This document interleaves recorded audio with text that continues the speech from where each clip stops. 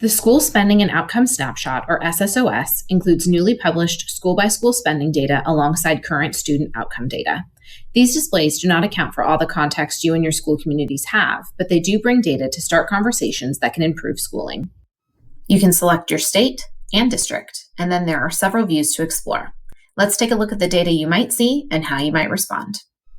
When reviewing the spending per student across your schools, you may notice you're spending fewer dollars per student, $17,787, on a school with a higher percentage of students who are economically disadvantaged, while it's spending more, $20,871, on a school with a lower percentage of students who are economically disadvantaged.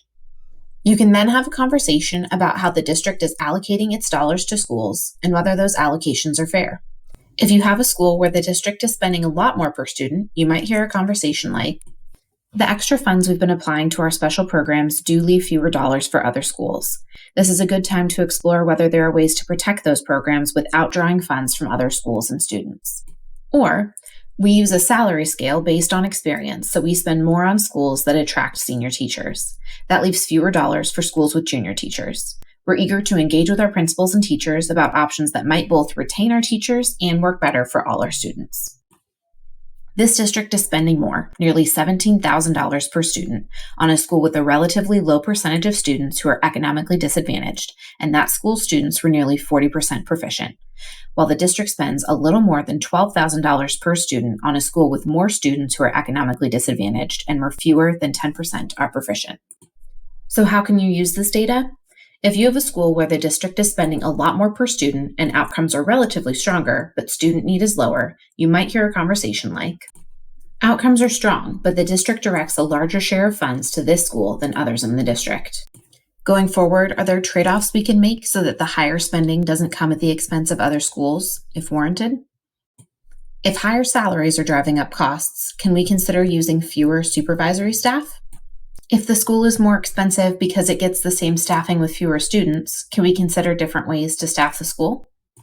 If you have a school where the district is spending a lot less per student, outcomes are lower, and student need is higher, you might hear a conversation like, "This school gets fewer dollars than the district average and has lower outcomes.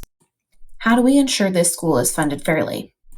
If lower costs are due to predominantly junior staff, is there a way to free up additional dollars to offset those lower salaries?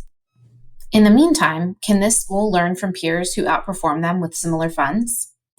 If you have a school where the district is spending a lot more per student, but the school hasn't yet translated those extra dollars into strong outcomes, you might hear a conversation like, "We're spending more than $24,000 per pupil on this school, which is more than is spent on similar schools with high poverty students across the state. And yet the student outcomes continue to be low. It's not for lack of money. The money is there, and that money is in people. Teachers, specialists, vice principals, counselors, etc.